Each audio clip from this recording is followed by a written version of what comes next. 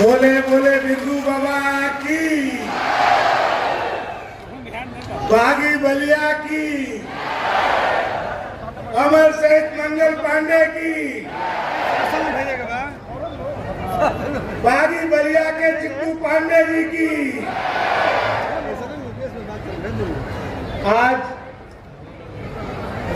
बलिया बलिदान दिवस के अवसर पर उत्तर प्रदेश के उप मुख्यमंत्री, मेरे विद्यार्थी जीवन के नेता, जिनके अंगुली पकड़ करके लखनऊ विश्वविद्यालय में छात्र राजनीति करने का अवसर मिला, जिनके साथ वर्षों तक स्कूटर पर साथ चलने का अवसर मिला, ऐसे मेरे बड़े भाई ब्रजेश पाठक जी, सबसे पहले मैं आपका बलिया के इस क्रांतिकारी धरती पर स्वागत और अभिनंदन करता हूं। यह धरती मंगल पांडे की धरती है, यह धरती चित्तू पांडे की धरती है, यह धरती जयप्रकाश नारायण की धरती है, यह धरती माननीय चंद्रशेखर जी की धरती है। इस धरती पर आपका स्वागत और अभिनंदन करता हूं। मेरे विशिष्ट अतिथि और उत्तर प्रदेश सरकार के कैबिनेट मंत्री आदरणीय अनिल राजभर जी का भी स्वागत और अभिनंदन करता हूं। ये भिरगू की तपोभूमि है, इस पर मैं आपका स्वागत और अभिनंदन करता हूं।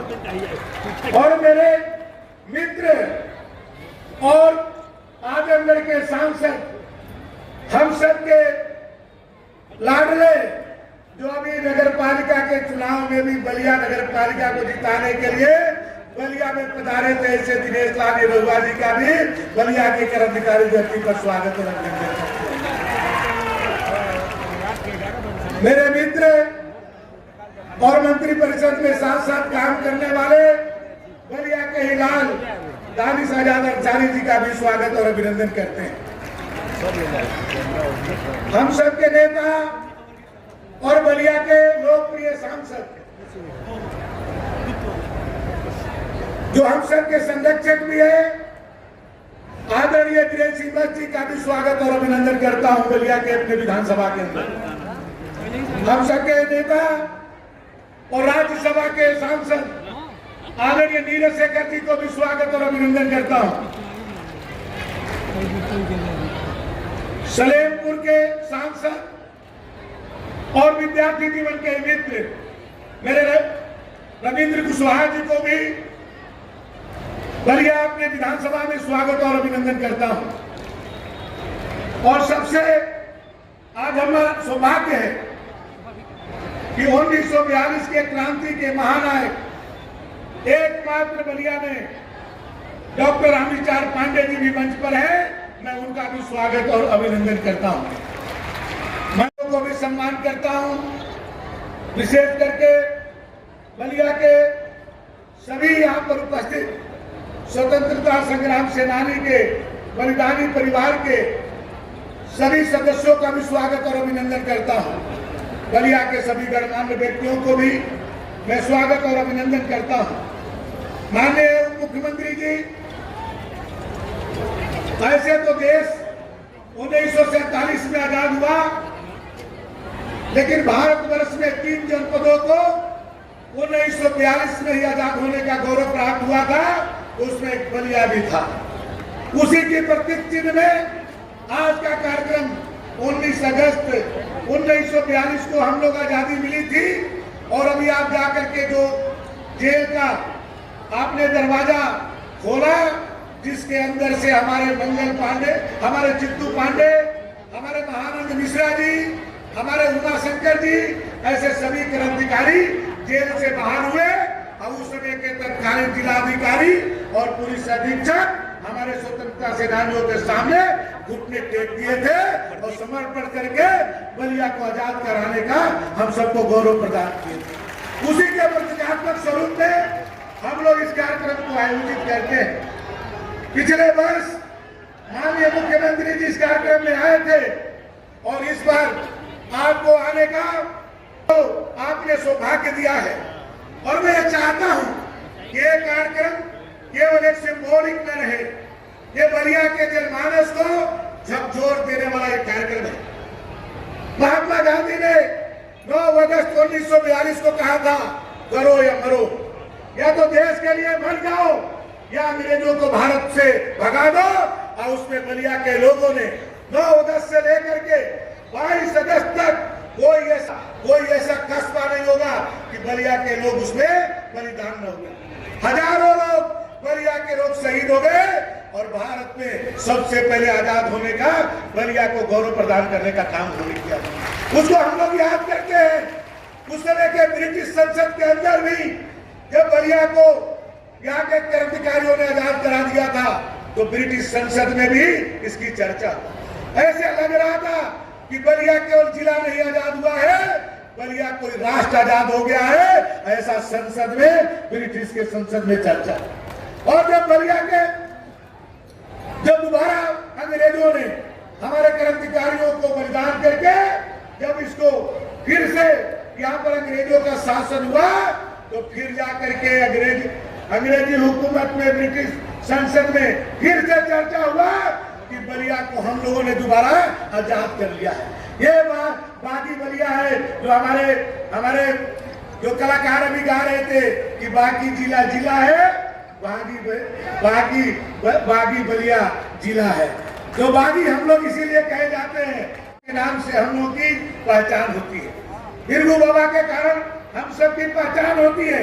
तो मैंने अभी जिलाधिकारी महोदय रविंदर जी से कहा, मैंने कहा कि इस कार्यक्रम को आप अनवरत ऐसा व्यवस्था बनाइए कि ये कार्यक्रम केवल सिंबल के रूप में न हो।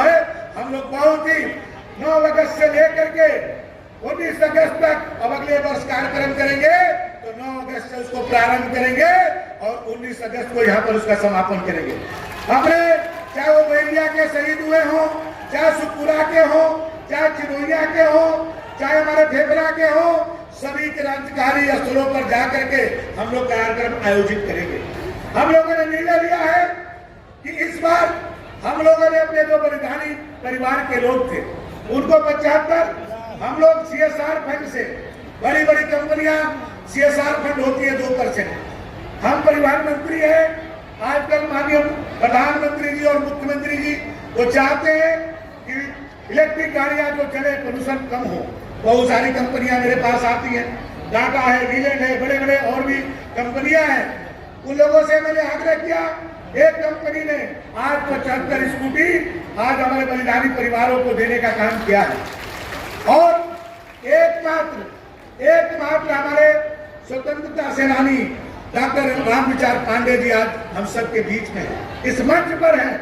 मैंने एक दिन देखा कि इनके बेटे अखिलेश पांडे जी आपको स्कूटर से लेकर के जा रहे थे। मैंने पूछा अखिलेश जी से कि क्या आपने गाड़ी नहीं खरीदी? तो उन्होंने कहा कि पिताजी के नाम से जब गाड़ी खरीदने के लिए बैंक में गए तो हमसे ITR मांगने लगे। उन्होंने कहा इतने लंबे आयु के हैं, इनके नाम पर गाड़ी नहीं मिल सकती है। मेरे मन में उसी दिन बैठ गया कि यदि मुझे कभी अवसर मिलेगा तो मैं इसको जरूर पूरा करूंगा। आज आप सबने मुझे बलिया से विधायक बना दिया, माननीय जोगी जी ने उत्तर प्रदेश के मंत्री बना दिया और हमको लाखों रुपये हमको जो है वेतन मिलते हैं। मेरे खर्चे भी बहुत ज्यादा नहीं होते हैं, तो मेरे अकाउंट में बहुत सारे पैसे पड़े हुए थे। मैंने कल ही निर्णय लिया कि एक मारुति गाड़ी माननीय डॉक्टर रामविचार पांडे जी को अपने तनख्वाह के पैसे से मैंने जो कल ही ट्रांसफर किया और मैं आज यहाँ पर वो भी उपस्थित है। मैंने जिलाधिकारी महोदय से कहा कि मेरे अकाउंट में बहुत सारे पैसे पड़े हुए हैं, उस पैसे में से 25 लाख रुपया मैं बलिदानियों के जो कार्यक्रम होता है परमानेंट, उसको मैं आपको ट्रांसफर करता हूँ और 75 लाख रुपया अपने मित्रों से जो विभिन्न क्षेत्रों में काम करते हैं।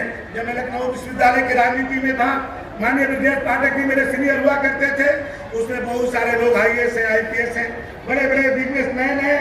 मैंने उन लोगों से कह करके आपको 75 लाख रुपया दिलवाऊंगा और बलिया बलिदान दिवस के लिए 1 करोड़ रुपया का एक फंड आप बनाएंगे, उसमें जमा करिए, उसके जो ब्याज होंगे और हर साल हम लोग चंदा मांग करके एक बृहद कार्यक्रम बलिदानियों के लिए करेंगे और बलिदानी परिवारों को जो भी आवश्यकता होगी उस आवश्यकता को पूरा करना हम सबका कर्तव्य है। क्योंकि आप सबने जो प्यार और स्नेह दिया है, जिनके बदौलत आज हम लोग यहाँ पर खड़े हुए हैं। आज वो बलिदानी नहीं होते, भारत को आजाद नहीं कराए होते, तो आज ब्रजेश पाठक जी मुख्यमंत्री नहीं होते और दयाशंकर सिंह बलिया से विधायक नहीं होते। आज उन लोगों के बलिदान के कारण ही आज हम लोग खुले हवा में सांस ले रहे हैं। आज हमारे बच्चे स्वाभिमान के साथ जी रहे हैं, तो हमारे बलिदानियों के कारण। इस देश पर, इस रिसोर्सेज पर सबसे पहले किसी का अधिकार होना चाहिए तो हमारे देश के कर्मचारियों का होना चाहिए, हमारे देश के शहीदों को होना चाहिए, हमारे देश के स्वतंत्रता संग्राम सेनानियों को होना चाहिए। इसलिए हम सबका कर्तव्य बनता है कि इस कार्यक्रम को हम लोग एक विशाल स्वरूप दे करके प्रत्येक वर्ष करें। पिछले वर्ष भी अच्छा हुआ, इस वर्ष भी आप सबके सहयोग से बढ़िया हुआ। हर वर्ष इसी तरह के कार्यक्रम अपने शहीदों के याद में हम लोग बलिदानियों के शिक्षक को, अपने मुख्य विकास अधिकारी सहित सभी अधिकारियों को भी मैं बधाई देता हूं, उनको धन्यवाद देता हूं। उन लोगों ने मात्र 4 दिन पहले जो तय हुआ कार्यक्रम, उसको इस तरह का स्वरूप देने का काम किया। इसमें आप सबके योगदान को मैं हृदय से आभार प्रकट करता हूं। बलिया के सभी कर्मचारी परिवारों को, जो एक छोटे से बुलावे पर हम सब ने कोशिश किया और सभी लोग यहाँ पर उपस्थित हुए, मैं आप सबको भी हृदय से स्वागत और अभिनंदन करता हूं। और विशेष रूप से माननीय ब्रजेश पाठक जी 2 कार्यक्रमों को निरस्त करके यहाँ पर आए, ये बलिया की क्रांतिकारी धरती की तरफ से आपका स्वागत और अभिनंदन करता हूँ। आप, ये बलिया की क्रांतिकारी धरती है, ये बलिया की मिट्टी का आप जो है तिलक करिए। बलिया केवल बलिया इस देश के अंदर ही नहीं, दुनिया के अंदर बलिया की अपनी अलग पहचान है। आपको बलिया के लोग आशीर्वाद देंगे। आप आकर के हम सबको कार्यक्रम को गौरवान्वित किए। मैं आपको, अपने साथी कैबिनेट मंत्री अनिल राजभर जी को और जो सिने जगत के, भोजपुरी जगत के एक तरह से प्रधान बन चुके हैं, हमारे आजमगढ़ के लोकप्रिय सांसद दिनेश लाल निरहुआ जी को स्वागत और अभिनंदन करते हुए अपनी बात समाप्त करता हूँ। बहुत बहुत धन्यवाद।